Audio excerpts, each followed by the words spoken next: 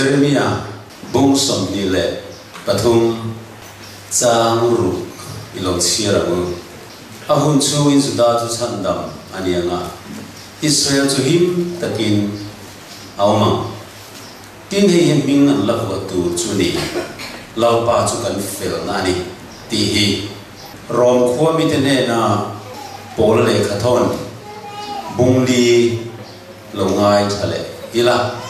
rom bungli chang thuma tang hian pathian le khai ne nge soini abraham chuan pathian aringa tin chu rin na chu a fel na ruatani tin asoyani tin na thok tu lo chu khongai na ruatani lo va ba ta ruatani so ke ama ro chu na thok lo pathian mai sak lo thiam chan tir tu ring zo barin na chu ama fel na ruatani mi athil ti ngai to lova pathianin fela arwat chu malasom sathu davida poi an bo china te ngai na mom le an sual te khom chu ni na thole lalpan kholo na ne ro lo chu ni na thole ti soyam khan chang som ni le palia som ni le pathum ni li lo ma thaliam chu ti chuan arin na chu fel na ro da ni ti ya ma wang chawa sia na ni lova ke mania wang poin ni isua kan lalpa mi thi singa ta kai tho tu suring tu kan nia kan rin na chu fel na ruat ani don athu kan chiarte pathiani kan satan mal so se voina kan thu pui tu re helaya kan ta chuang yanin lalpa chu kan fel na ni krista chu kan fel na ni ti hi kan zero ho do ni e poi mo le ka fia a 7 day adventist ko khan te hi ma thang in min mu dan hi adik lo nge min mu dan hi tik ti hi india tham omin ka fia mi reng ina 7 day adventist ko khan an mu dan len mai dan chu dan zoma chandam tum sabat sera chandam tum voksa le sabolo dang te laka inti thiang lim na wanga chandam tum meisu lo le thim puin lo chandam tum sakngei awang chandam tum angi min lo muto thina chu kan li na hi alo ni reng mi o mi then khat te nuna chu tiang de chu alo om ani om nge o ti thei hi ala ni fo maya ti chuan hei tu na linglo takin rong bol na te kanan ne ya pastor sai khu mate pastor lot la na te an lo chuaka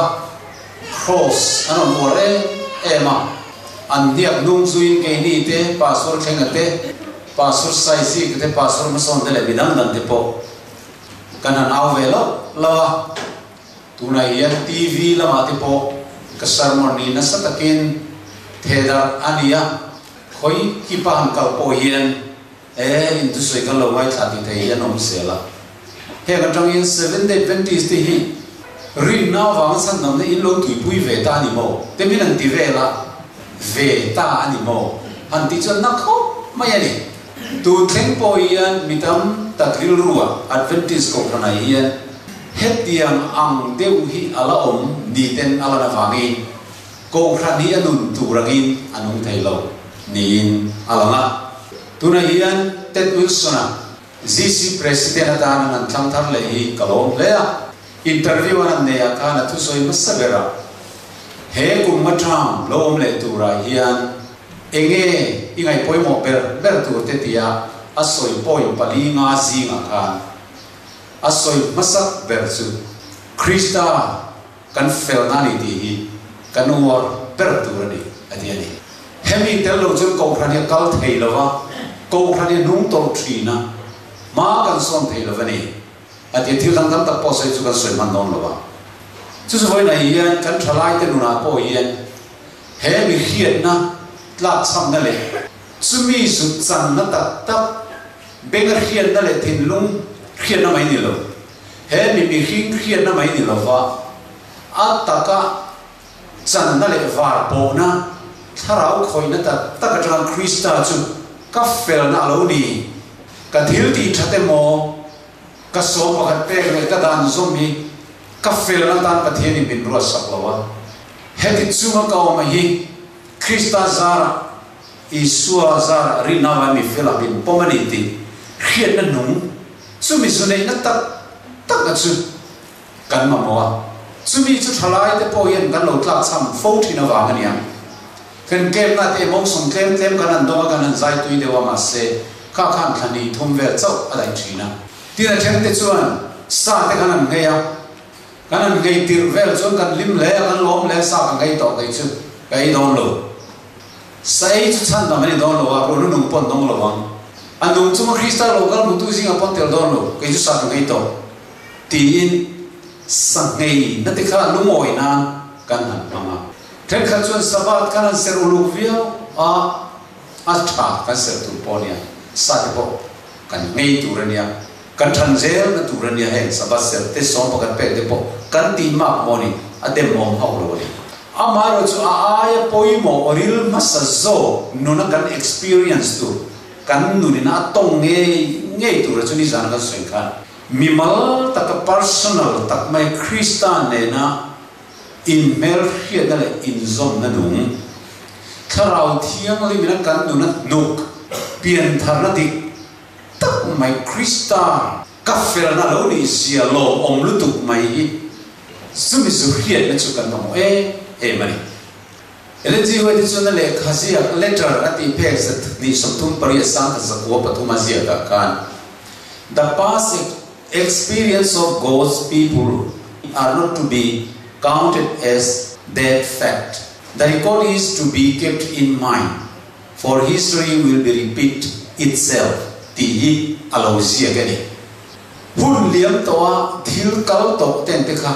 aron thengnon le don adia. Chu wang chuan hun liam to thil theng te kha thil thi sakia mai anilowa khang khiat non le na te kha kan lo ma mo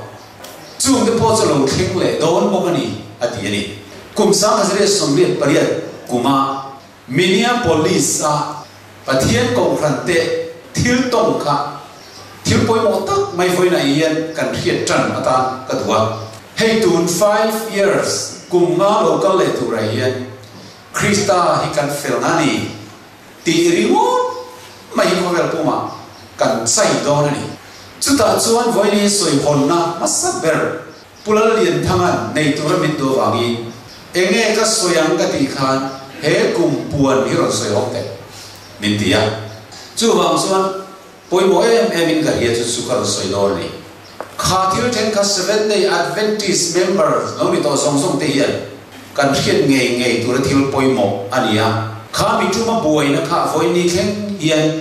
ko ran chuma buai na ru ala ni ren awangin khiat po atul le ni ti chuan 7 day Adventist ko kran he pathian ko kran hun liam ta history kan thir le tin kum sang hazaria som li le pali kuma milara thu cha wanga William Millara Baptist tu hirtu beton ra tha tak mai alo khen khanin ko ran chuan an lim na le an thupui ber chu Isu Krista misual ta na in lan na le van bia bu min soi sakna zara a thom maya thiam chan ti le mi fel chandam tur kaniti in khiat na khan ko ran ka chok nung mai ni khang an thim lo lua tlak maya an lime ma an nu na khan Isu sa takin la le chandam tua an nei tlata ako mai na wa na thona thiam chan tir an ni na chu an nun tilim tu berle an chak na ber an soi nuam ti ber an ti tam ber ania khati lai khan nong bol na po an nu le maya su ro ti reng zir tir po ngai lo vi pathian thu le so nei siap ang kha chu an mu reng kha an nu mi hian a som riwo mai ni chun thil ti thena chun changani ti chuani phunalo in her liam zela kum sa khazari som li le paria a chuan khom pui ram te nei thurin te mu mal takin an duam chuak ta ni doctrine kan ti hei 7 day ko ran tharlam de point in khian mak mo thurania chuwangin in ngai thangun le ngai donani ti chuan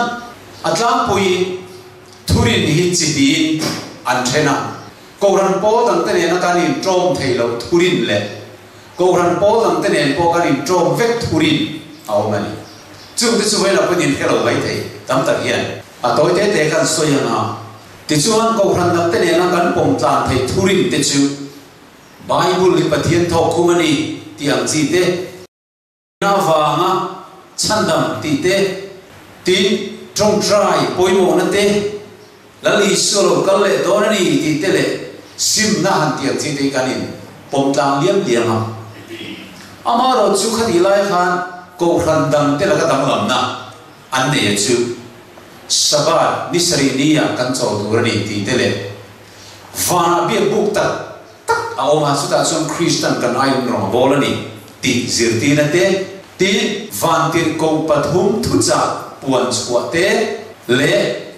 mithi tharau chungchang ti nuat tharau om dan chungchang kha de khan le khem mun chungchang te kum sang ro re le ange vana ti chungchang khan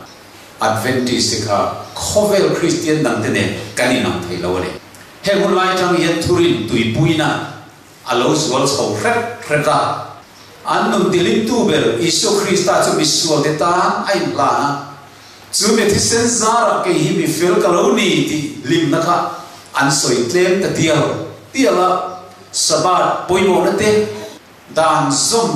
trul ziate in ser thiang lim a trul ziate le ei le na in sum na te kha an soi war ta ti chuan Isu Krista misua te ta ai lan na te athora thiam chan ti na te le pathian manga ne le khongai na chandam kan ina tu te chu an lo soi khat ta e maya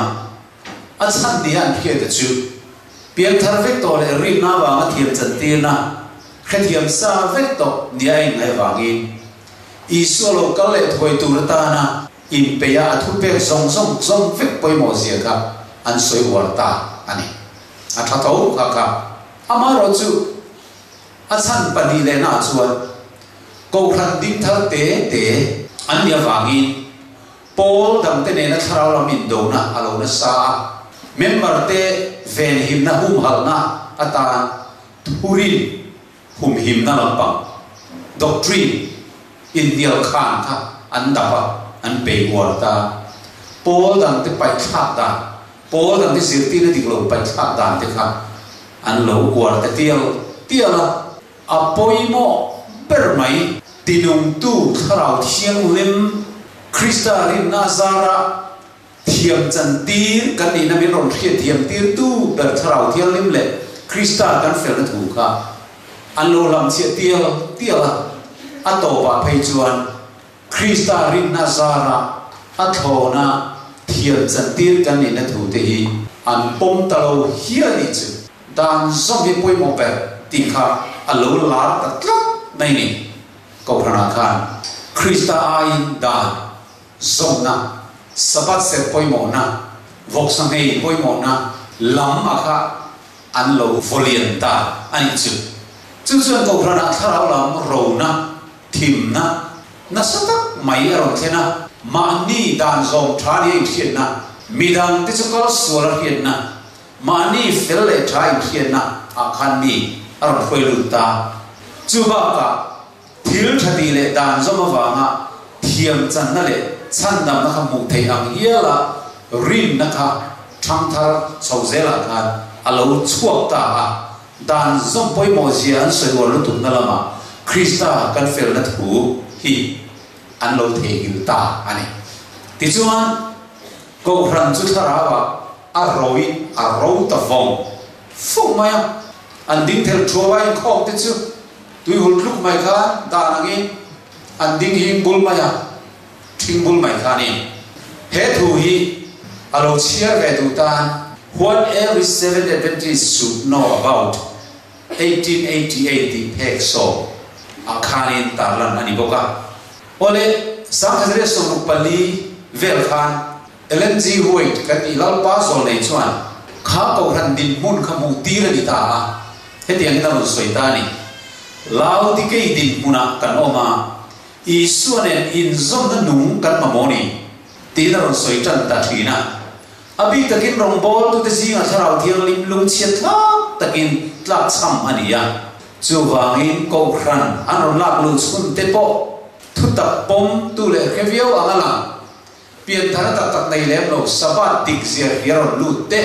voksa hi kan ei chuan mei min la kang lo dor ni ti khian na wang ron lu te ka an ni ta loma pian thana tak tak le krista nun lim pui na ne ron lu ka an tlep ta em mai ni ti chuan len ji wi chuan ni pastor le thuril tu te an pian thara ngai ni tin public meeting ate review and herald ate a soi na chuat ta chuai har tar na poi mo zia a soi lo loma ma selangin tu man an ben khon lo ani khati la ya kha ti chuan sang khazaria songre le pasari alo khenga pathian ne na in zom na nung tla chama wangin ko khranin har sana le boina ne alo to chho tiala krista mai na tel lo sermon dan zom poi mo na te sangai thatsia te lam li mai soina wangin ko khra chun mai na masa alo ban santa alo bor somta alo india ta lui mai ni khoi na chu alo kluk santa ani chu ti chuani kum sa khazale somir pasaya chuan lalpa zol nei chuan pathian ngai sakna dik taka har thar le nei kan ma mo zong zinga poi mo ber tul ber kan mo thak ber ania chumi zong chu kan namasa ber ani turani ti in selected message volume pakat peza somi pakata athu soi an lo zia ka krista rin na wanga fel na thu tele chumi be bo zirti na tlak cham na wangin kan ko khran hi athi me ke ni ti kha war takina na soitani le sakazre somre pariat ilu da mo sakazre somre pariat october ni somre pasari khani Minneapolis in khom puine tum ania ama ka kharvela khan rongbol tu in toy tharle na ministerial institute ka an buat saya october ni so batangin an neya tichuan in khom pui an nei chun zong thongal ani speaker tan mi panian ruata eti jong sale ije wogonar teruat ania eti jong sahi sipai bang ania ma se tharau pian thar thasit mayania wogonar ar doctor lai ania tichuan khai khom pui khanin buaina awam ta deu thak mai ni tharau lamin do na hemi pani te hianin krista rinna wangi mifel kani ti hian soi warta heng kan dan zomte kan bok sangai te kan sabat ser te hi chu a thai hei yen min chan nam lo hei chan nam kan ni krista fel na kan nei nuwa kan ti mai tur chau ani apoi mo ber chu krista rinna wang chau mi fel kan ni ti rian na yen kan mi ake wa ngai ni ti kha anan puam ta sat mai har tharna aron theng chan ta ni chu ko khan chu lo hat ta an thin nok chu lo ta em mai ti mai hian mo vanar kal kla kaloni ve am heti hian mo chan dam kaloni anga ke mi fel lo hi krista sara vana ken mi fel amin pu am mo oi kalom lutuk ti kha ni an mit ti lo ta tun man sim thei lo zong te kha chu lo na wang chon an lo sima tun man ngei thei lo zong te kha van ramakal tur an lo ni ta ti ri khian na wang chon ni lo tak mai khan tin sur kan sim ta pho ha na ro pui tak mai aron thing chan ta chu vele chu sunday lo po ka ron chu don ti chan ta thak mai ni chu ka bi kum ka ni ama hale ji ho de point ti hian asoya America Congress hian sa khazare somriat pariat kum tluka national sunday law an pass teu hi ala om reng lo ati hian ni chu lo mai to ta thil zir tur ta ka ma voina in tharau thiam limin lo khat tai langin lo pian tharila krista chu ka fel na ni ti hian tui ro ko min an lim em mai nam chuani rong bol khan kan ka chu sab mai don kan out chu kan krista chang chin soi khan kan dap chu don mai don khan khovel amor dona har sana a ring chu don ni sunday lo ko kan mor chu mai don ni chu headline 1888 sang zira Soviet period da yen he wo ko narate thucha pomtu lo har thar te wang rut khan America sarkar pokar ging tan ani chu ka maina Sunday lo buat antu ut maini chu SDA encyclopedia pe sangka zani somsri patuma khan input haya ole helai boy nahi chini then ani ya hemia chang yen boy na zirlai ka zir dawani pakhana chuan Daniel bung sare ki somin ai tir te zinga mi pakhati urai smita khati laya pathian tu thiam theology an di khani Hans ani adia ma se eti zon sa dekha historian zirna tang khani declare devin anfia Hans neloin alamani yani ye antia tiap chuan ani nial buaya ti chuan sang zira Soviet paruka khan signs of the times at jin bua alo chu oi mai se urai mi the chu athinari me e maya lam tang khan om ta he sang zira Soviet period a in kho pui local palai te song chu nang Hans lama ngai tan alamani ti lama ti hial kha group anoi chen te hial ni Krista kan felna ti tui pui na rau te poka e hena ro se tana tina in an tu in chu le pakhat chu Galatia bu hi ni ta ni Galatia bu da Krista ne na min kai khoi to ti mo sia da soi na ni tu som pe ka ni ve lo tu som pe ki thada kan zo tu le mo sia da kan zo to lo ma kha soi na ni dan zo mi pui mo ni ti le he tu som pe le mo sia da ni Krista ne na min kai khoi tu ti a hena tel ve ve hen dan hi mo sia da le tu som pe ki engang pon zo be chan dam na min pe theyam om lo re re ti kha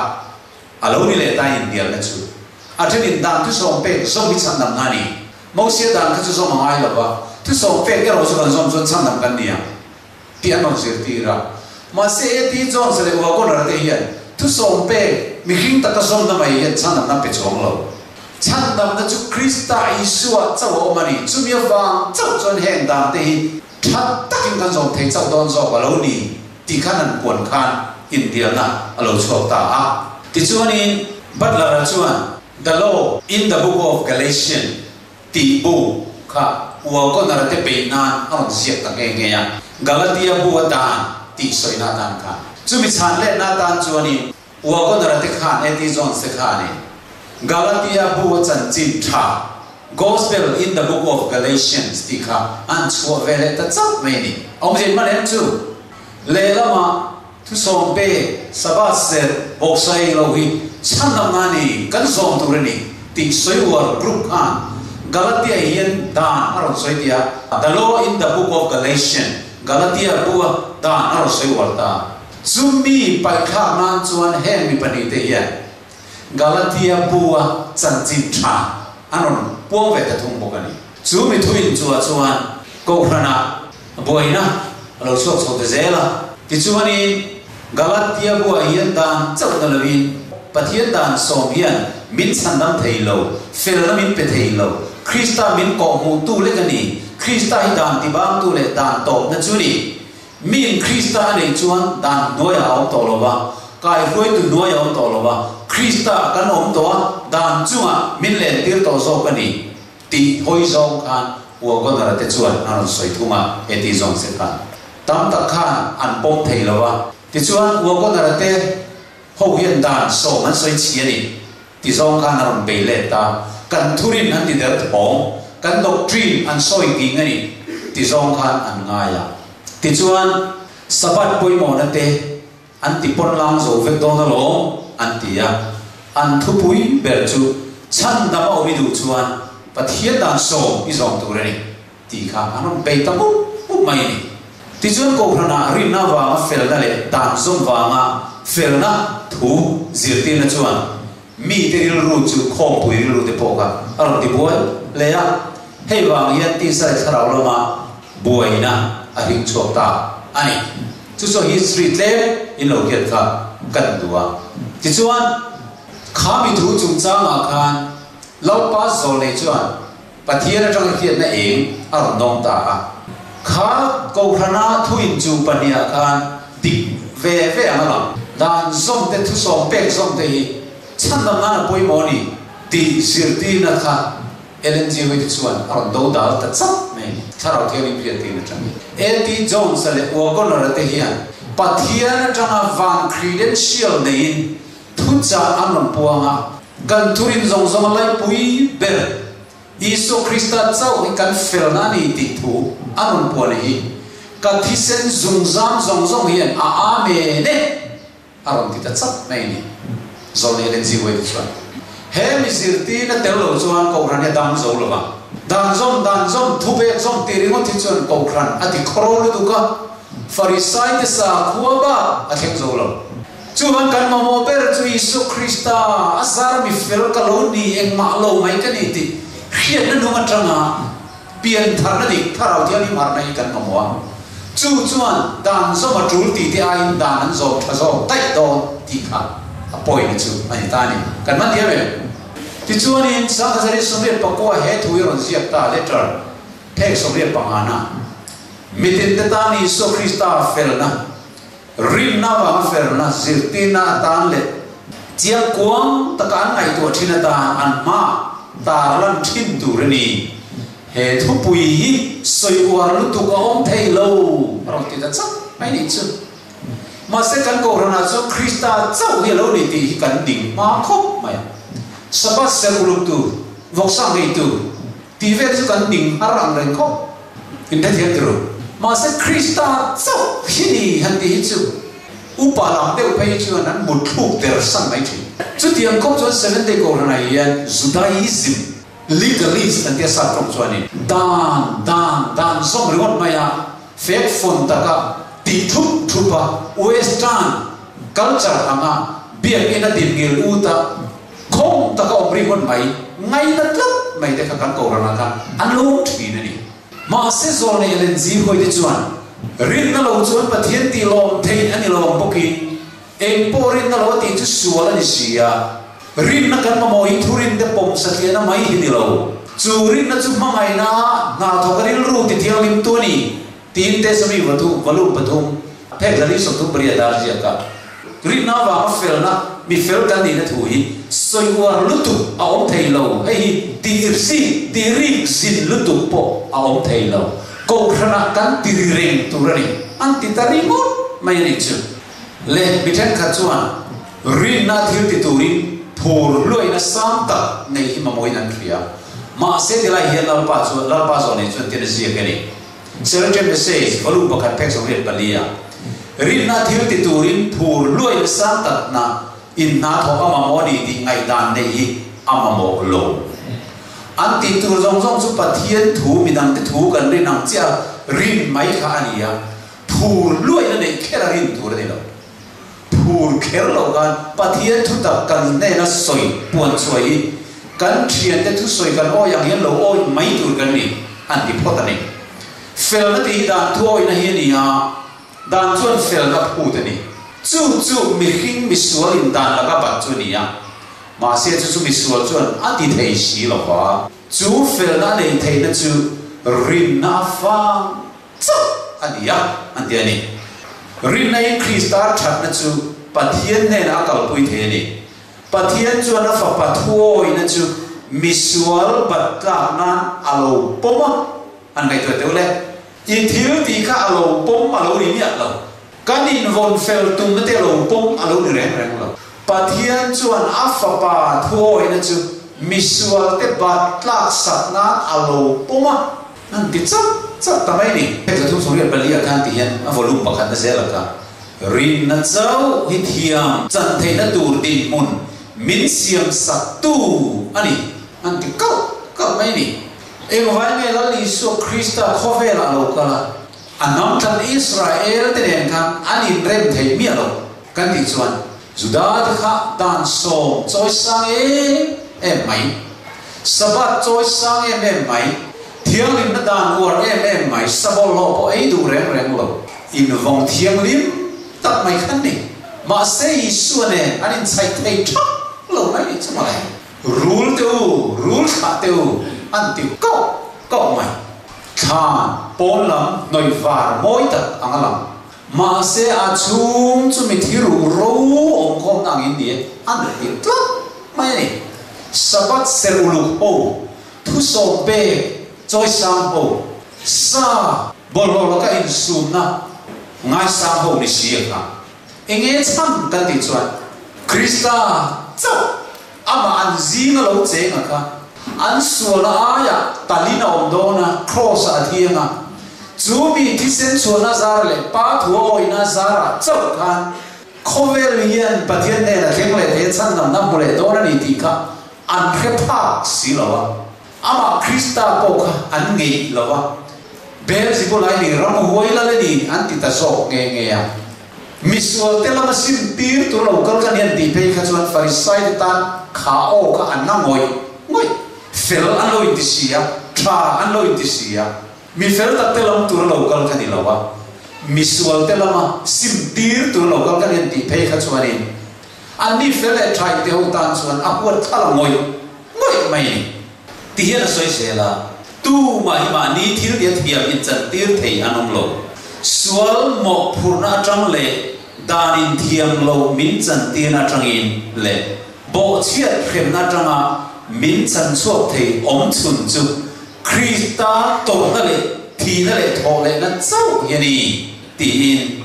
celebrate message volume pakhat na phe sa thum sobe pakwa aron je ke kan thil ti that kan chong ni in khom kan chong ni set kan som pakhat pe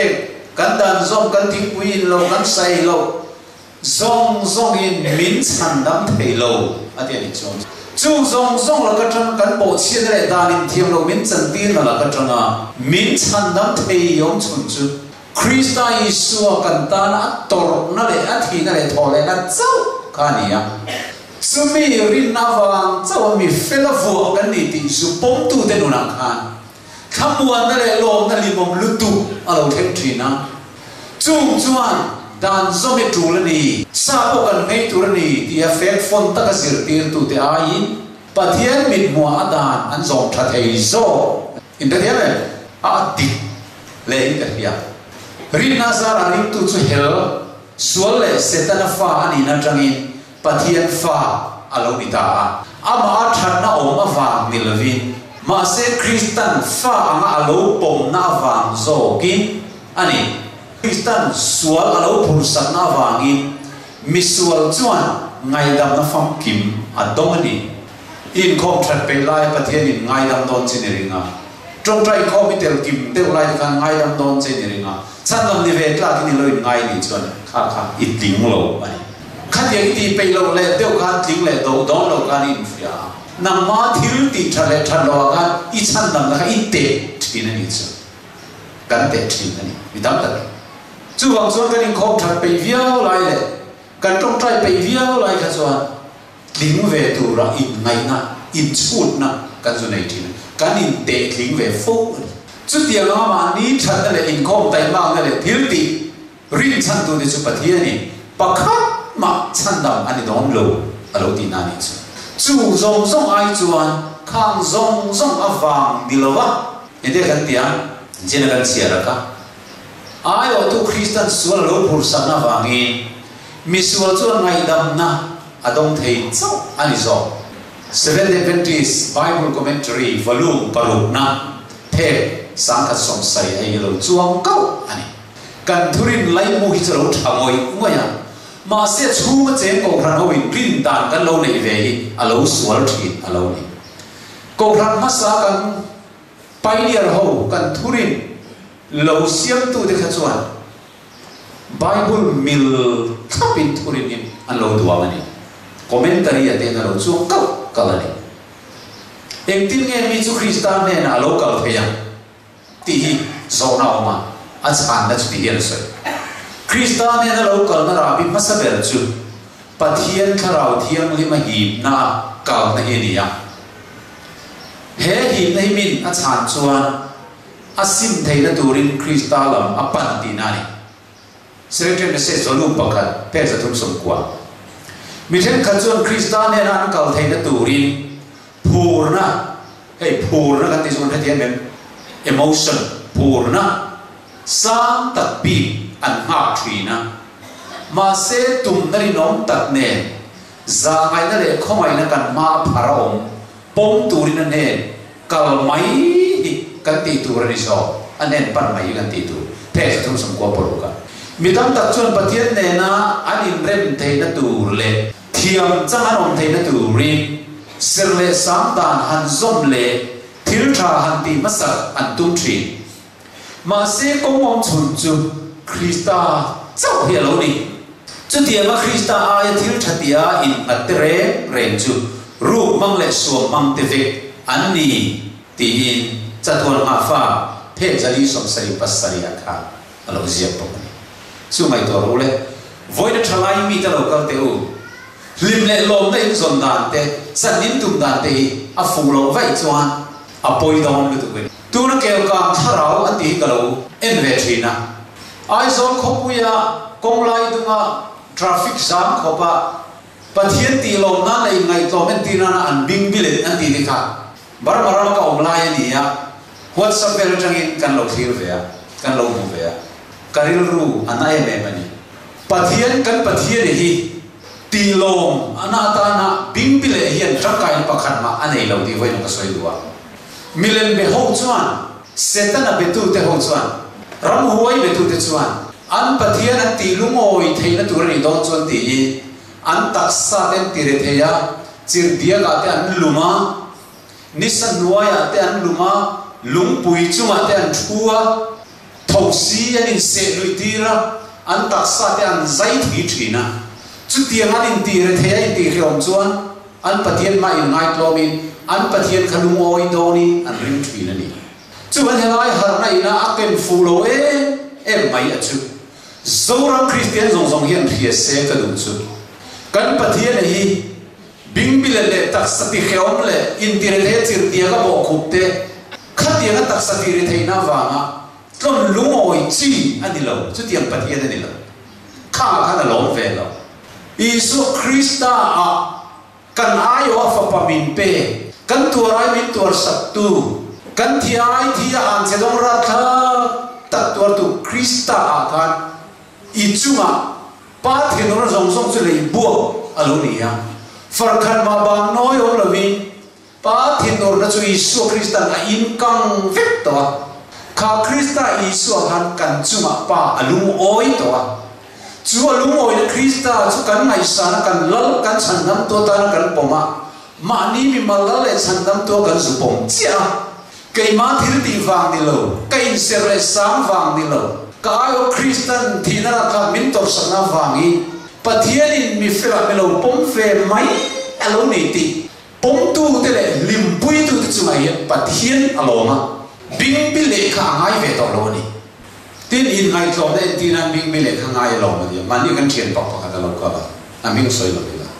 presbyterian ania mi fel ta le kha thiam ta ania han kau ve ya ti kha min zo lo ma horop puin ka sang a amin zo da ni chuan he thil hi pathian huat zong berani kan ti kau maya ke po kan kal ve kan bing bing ve tial mai si isim mangai thu phai choi ngai ni ai ngai tom nen tina nen tia atir chuan ka musip viawa ma se muna hanom chuan in bing bile ve mai kha in ngai tom nen ikang khat ke ti ve ta maya chu ngai to ro le ai zol kholai dung tuana bing bile te thin lung ka en ti ran se mi pui ka lokal ko mo ka ngai tom lai ron en ro an ti na ni an cha po zia so off na ni zo in ngai tom ne mi pui mo ta lan chi ani fan pa lo wa in so off na ta lan tu ni lo en teu ka ngai tom ne ka bing bile ne don an ti na ni school pui ko ne ka bong kon teng ka ngai tom lai mi non en ru an ti na le ka ni an cha po zia ta lan na ni so bing bile chung kha an cha po moi so ka ni ti ka kan thim ta tu no ti to mai re ne su ka ti ni mo kan thil ti awa ma chan dam kan ni la ti mo the le ka thon pani na bu ka chang ko le chang som tu nge ke wa ani chuan kan thil ti ang te ni la vi ama ruat le khomai na ang zo kin min chan dam ati kan thil ti la mi pathian ni an enga ma angai sang lo chan dam na tu na tan chuan chu wang chu ni so ni sai bong so lu le palia chang lu ka khan mi hring te fel na ber po hi eng ang nge ni ti kha puan chen ang khai atilo silfen bol lo ati zo ani puan senang kai chu chuan no nan poi lamang pe ilamang du motor ruk nan de pokan mamo silfen bol lo feel direct ati hi hebrai fil fia na hen anen deu me chia te an thi nei la ya an thil kre an thi dol na iti kol kolang an pai to nu nom nok bo ma an pai nu ui rim che thang hin tuo mai ran nu nan bom luai kha feel direct silfen bol lo ati chu ni chu tu ma nan khoi ngai la bang khoi du ponom lo pon chenang kai ani lo silfen ten omani mi rim that na ber po mi rim as po re krista telo kan ti re ni engang a tra poi lang sela pathian bin mo chuan chu tiang silfen ang chu ni ti chu man advantage kan thang harangai tun kum ma chunga kan har lo fai chuan a poi lo tu ka saba serte a tra kha chu ka soi che do chuang lo soi che tur pom lo sam nei te po tu ma se chan na ma pakhata ma chak kai nan nei lo tin piet ka tu lai mi chen khat ten sa lai chu van ran ka lo wang kron lung pon chang lo wang sam nei tur tin ro de nan promote thin ni krista cross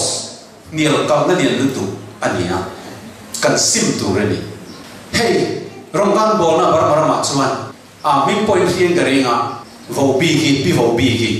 anau pai puan tui chung mai kha baptisma ka chan tira he krista ring na wa fel na soi hi lo mai kha fu lu tu ka 7 day ro in pe ve top mai ni lali so krista ka ta na thi ka fel na lo ni ti re thiam baptisma chang du lo pen so lo ni khan por lu chu men ma lo kal ve ni chu baptisma kan chan tira chi ti ro kha ti ro chi ti chuan ni lo jan ro ni nung nong lo te fa wo ngai lo ama nu na chang sa zong ka tla fai dia ma krista zara mi fel kan ni kalom lu tu ka ti sa cha na pakhat ba ka tu na nei lo re chu sa promote dan tu zo ni sang nei promote dan tu dik ta chu krista hi ka fel na ni ti chang ni ngai tu sabat po hi mo lu tu ka sabat ser tu rin ko na kan sia ma sabat ser tu ra por rin la ni eng wangi nge chu ko na man siam ka ti son krista ka fel na lo ni to si chuan krista zara mi fel pom ka lo ni ka tanin ki ma lo ni sia wangi o tho i ka chak ve to ni anuam ka di ni ti a sabat te po ka min set an lo cha ka ni kan thurin re na hi krista kan fel na lia khopin kan soi war ngai to re na wa kan thurin dang zong sabat te thu som pe te po hi calvary cross krista min tlan na lia khopin kan soi war ngai re ran dur lo amen chu ta chuan thoro na a thleng nge james hoi na khan a thu soi na thu som pe lian pui na sia ga atar lama anuma krista cross lem kha sia ka terem te na tara LNG hoi te lo kala aron do dal ta ni I thil ti da na dik lo ni calvary cross lia ko pin ka ti nge da ni lian pui ron tar man krista cross hi ta hian om zo ka dan chu he ta na om tur ni zo aron ti ta ata na ron son sa ka ni in the end ro chu poi mo sia ka soi te ni so krista fel na le cross lia ko pin ka soi thiam lo ra krista ka soi poi mo perana chu mia wang chau sa ka seri alo nuam zo ka lo ni amen chu van he ta hian voi na tang hian he kum puan ni kan tin lunga nei chanila kan thurin zong lai ril ber kan bible commentary po lo zia nga ta chu krista chau kan fel na hinia mi ring dan zong le thil ti than le he ser le sang hian min chan dam lo chan dam to kan ni na khia lo ta krista nei tu te nu na chuan he dan zong te chu automatic khan alo kal mai alo ni zo ka chu voi na hian soi war aom thei lo alo te zo nei hian chu wangin ti hian alo soi se la chatuan ma fa phe jali som sri pasria midam tak chon pathian na in rem theina turin le thiam chanom theina turin ser le sang dan han som le thil tha han ti masakte an tuma pathian lom zo an ni theina tur kha ma se komom chun chu krista chau hian ni sia chu tiama krista ai thil thatia in hat rem chu ru mang le suam mang te vek an ni ra thak ro mo kanin bum the ni chu vai ni thil ti thada kha thamon na jong su itiranga supari nei wang kha thamon na jong su khata khan sanam na om lo chanam na om chun chu krista ka ta na thi chu mi wang chen son ke hi ti mai han van ram lut la ka lo ni ve do na ni ti surin na kha apraman là ringa chú mi rin na chú ni a fel na avo sak sok chú ni ti chú pathian rin tu chú kan ni ya kan rin na chú kan fel na avo ni don na po thok lo pathian ngai sak lo thiam chan tir tu ring so ka rin na chú ama fel na ro ta ni am ti chop mai ni chú wangin kan ko thana lo khoro le thin na ni Krista le cross kan fel na thui kan lo lam chia le thina chú Krista fel na dong tu ten an ti tu da som lam pang kan lo soi po ho ma sa le thina tharau thiang lim alo im thin alo ni ti hian ro sia ga gospel worker pek sa thum pakan na kan ko khrani Krista fel na rin na fel na ti le chú mi be bom zir ti na tlak cham awang chuan a thi me kani chú tu mang nghe po na ni ti hi thu ting lo ve Krista in ngai tlom na ne dom turin kan nil ru kan hong turani tin na lo sia ka ke mani chuan mi sual kan ni ya ma se Krista a chuan mi fel kan ni angai nom dro mo heti ke mani ri mo ti chuan engang po ka tin thati mai la mi sual kan ni re ma se rin na Krista kan vom chia khat mi fel kan ni tari mo mai ni Krista fel na kan fel na mi chia sang na zara mi fel lo ni in pathian chuan mi fela min puang ani di tak angin min en kola mi di tak angin min sei bol ani 7:6 pek za tum som ko bali rin na wa Krista fel na ti thu hi then kha chuan an ngai tha an tharau nun le an nun a an thil tong ne ai mil lo wa ngani ati ko ran chu mai en Krista kan fel na ti thu mi dam takin an ninga an ngai kha tui lo wa chan chu an tharau lam dun experience a khan an la nei fe lo wang le tuna om dan ne ai ka lo wangi an ngai thei lo ni ti the sa thum su pathuma dan siam ti ri mo ma yen kong zo chu ni ko rani mak deu mai chu a lo tui lo khoro tak tak chon ta ni kan siam chop cheu to mai ma se Krista ma ngai na mi thim lo lo tui lo la Krista kan fel na ti thu hi min a lim pu ya ti tui ber lo ni ve chin a ro chuan Charles man nual te man na tu rem re nom lo keu na tur po om lo ra kha kan chu ma Krista ma ngai na min roi tu khan dan chu mai min len ti ra Charles man nual discipline na turin keu boi ngai me lo hen ko khan ka fel tari mo mai ni chu ma se he Krista fel na thu kan nei si lo wi chun Charles man nual kewa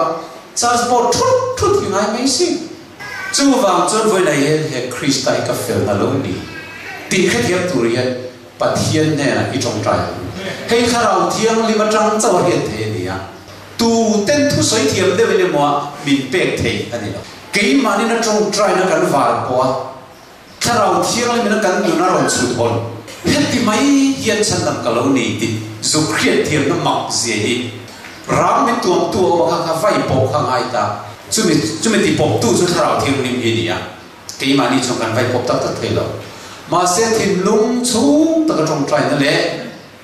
và thiên thu tập ngày khác nó lại thảo thiên linh là thọ in trong kho mà trong hàn hết biển thật này chẳng thể ở lâu nè Nicodemus khác lâu anh lại tay phải sai thật với tu nè anh thiên linh gì tu lại phải là gì tu nó ngày tu rồi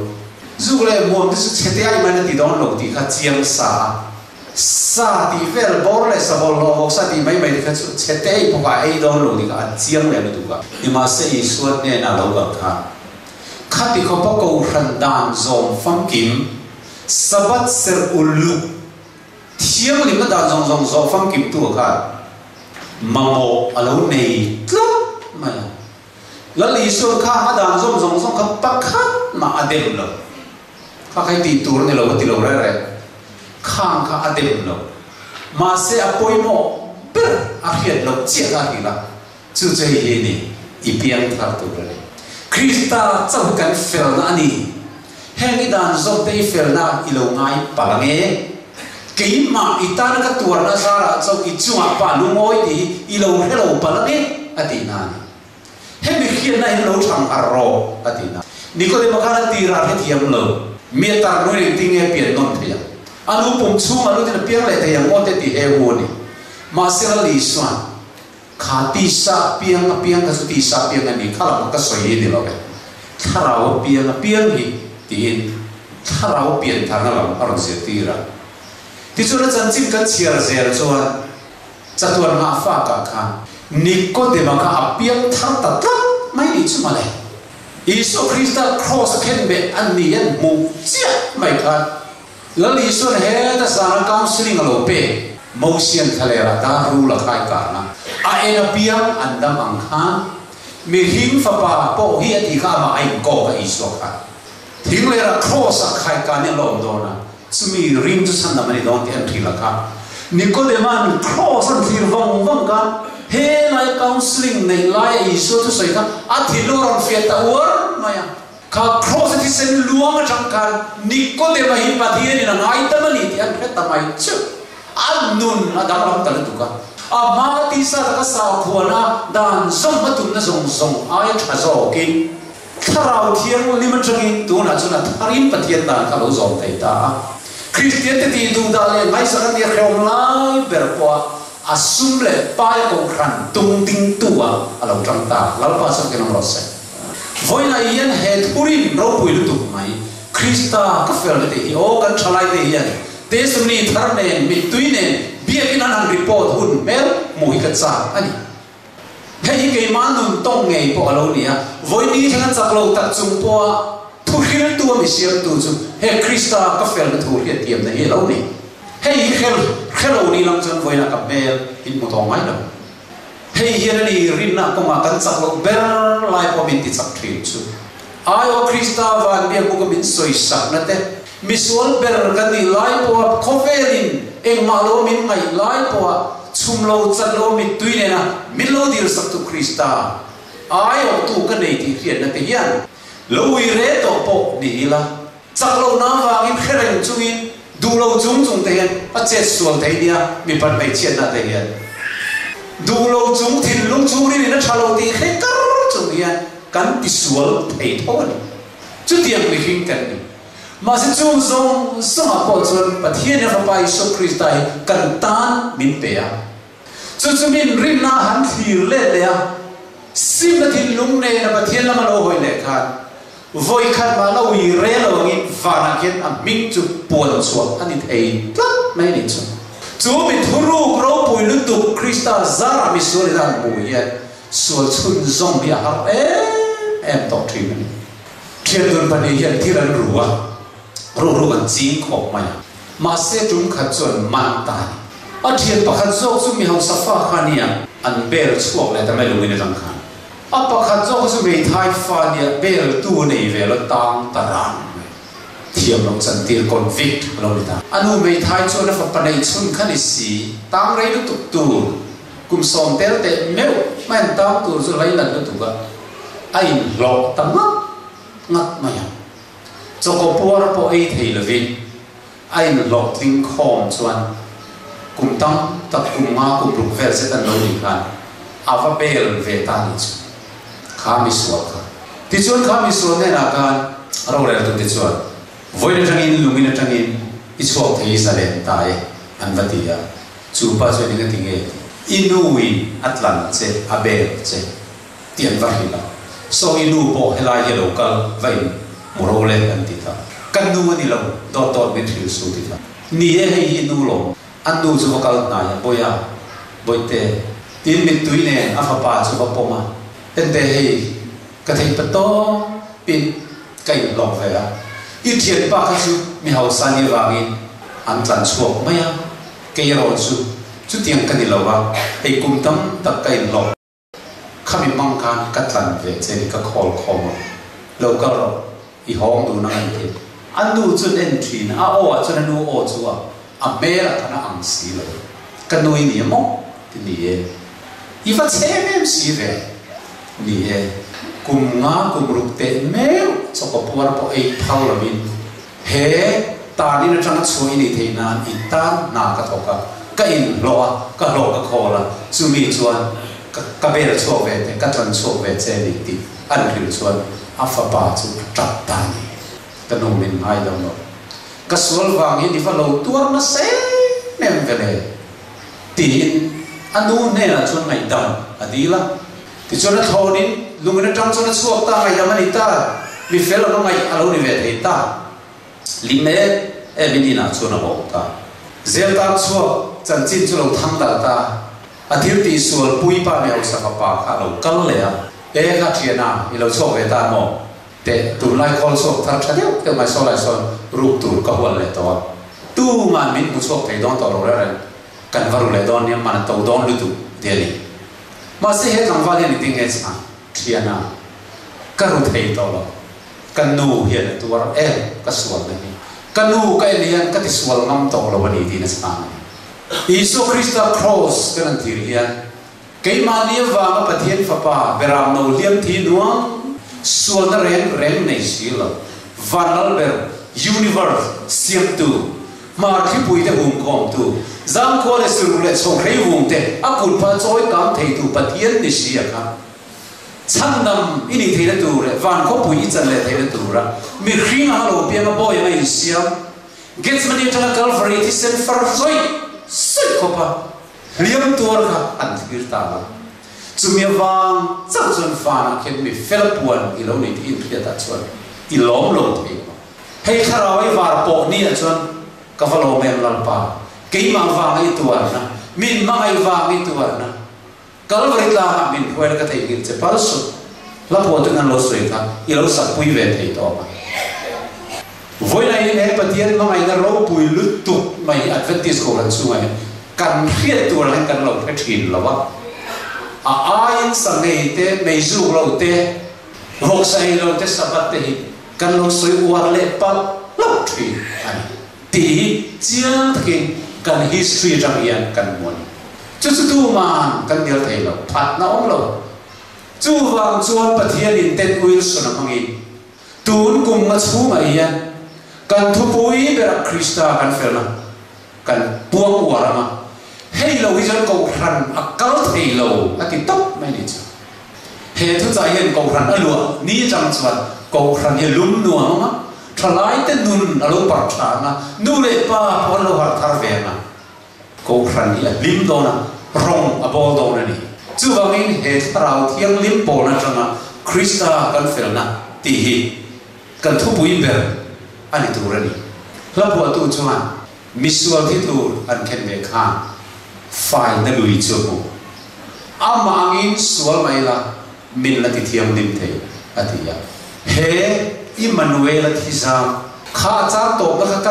kan thin no me du sual e maya thi sen lui chu ka lo moi khongai nei na kha mitam ta te huat per chu khongai nei pathian in me khongai ka ti an hot ka lo uire no te lum tu ra khomai te khan hot la na ma lu tu ma se pathian chur ka kha khomai a chan dam du thak si ni cross le ra mi sual ru mang an khen be po ka thei lo ti yan i sui ra me khen mi re ro ati to sa ani kha mi trong kam pa khan le ril ru pa kha wa ro khan ayo Krista thina chatuan no na paradis atiam top mai ni chu thi sen lui chu ka lo moi khomai na kha chatuan poin kam don lo visual file da lo chu una tu da voi tam ilo tu sual to ilo tu che to ilo khoro to ilo chak lo tri ani mai the na ma the na in fel tu min thei to choi I trăng trăng la ve thina I thil ti thada thamon na te han zong ve thina ni khat chu ti thamwang thei che pon mai the ma se khang zong da kal san to la voi na chuan pathian in nang ma ta na abuat sai I ai o ta na pe Krista inun na ta na la pan pe che voi na hian ri nei non vonte midang na I lo tang ngai nge chu wangin he Emmanuel thi za ma hian thi sen lui lo luang chuwa chu thi sen lui chu mi sual te ta sual tlen fai na la ni rem chatuan poina kam thei lo mi sual te fai na ni he thi sen a hian voi na kan zawai ya kai bol thel thei na kan tu soi te pathian ni mal mi song sa theu ro se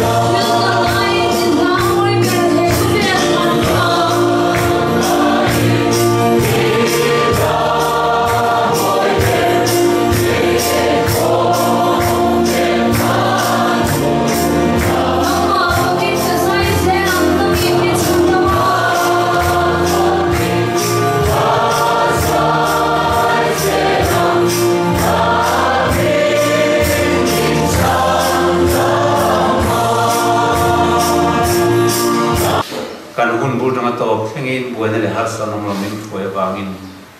atharin lom thu kan thil nom le se hoina khan thiam lo tak le pham kim lo kin Isu Krista kan fernani ti lule kan ko ran history te buai na kan to dan te le tu thengamin chen chi dan te kan soya khang zong te kal pa ngai ka tu te thin lo kan soi ai fi zo kin sarawin lo nem het la chuan nang ma lo ne le lim na thar kan lo chana Isu Krista le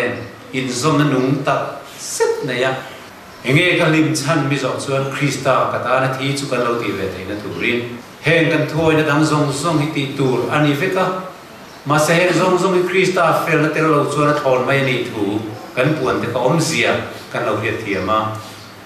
Krista fel na nei chu heng na thu pek zong le sabol ho nei thengin